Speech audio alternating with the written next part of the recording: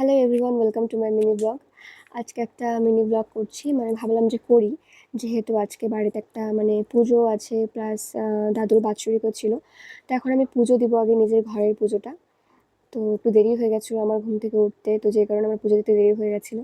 সব কিছু রেডি করে আমি ফুলগুলো সব রেডি করে নিলাম, দুব্বটাও বেছে নিয়ে তারপর পুজো দেওয়া শুরু করলাম। তারপরে হচ্ছে, যেহেতু আজকে বৃহস্পতিবার ছিল, ঠাকুরের ঘট বসাতেও হতো, লক্ষ্মীবার, তো সেটাও করে নিলাম। আর আমার একটুখানি সময় লাগে পুজো দিতে, কারণ পুজো দিতে একটু সময় লাগে।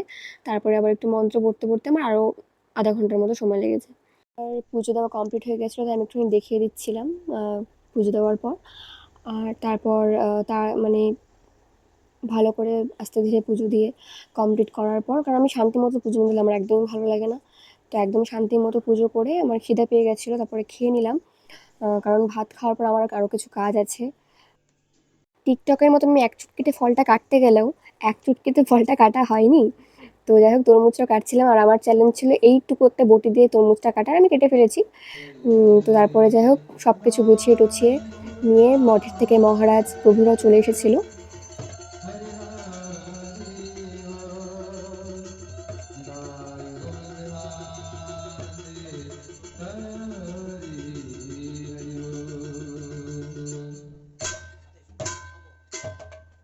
মহারাজ এবং প্রভুরা পাঠ কীর্তন এত ভালো করে করেছে যে একদম সবাই ঢুকে গিয়েছিল। ইভেন আমি তো একটু বেশি এক্সাইটেড হয়ে গেছিলাম।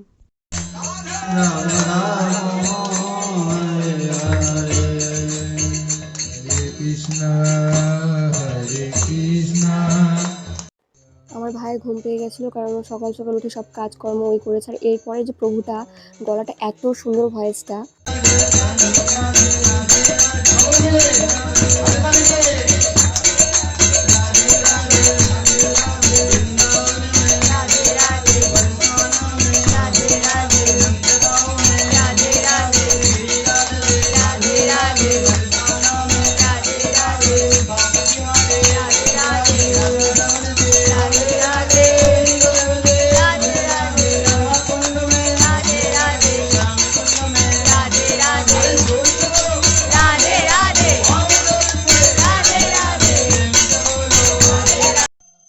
আমাদের ঠাকুরের সিংহাসনটা নতুন বানানো হয়েছিল, যেই কারণে বাবা প্রভুকে বললো একটু পুজো করে দিতে।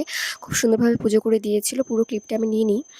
তারপর সব শেষে আমি সবাইকে প্রসাদ দিয়ে দিলাম। আর আমার ভিডিওটা আজকের মতো এই পর্যন্তই। একটা লাইক, কমেন্ট, শেয়ার, আর আমার চ্যানেলটা যারা যারা সাবস্ক্রাইব করোনি অবশ্যই সাবস্ক্রাইব করে দিও, যারা যারা দেখছো। আমার ভিডিওটা আজকের মতো এই পর্যন্তই। নেক্সট ভিডিওতে দেখা হচ্ছে।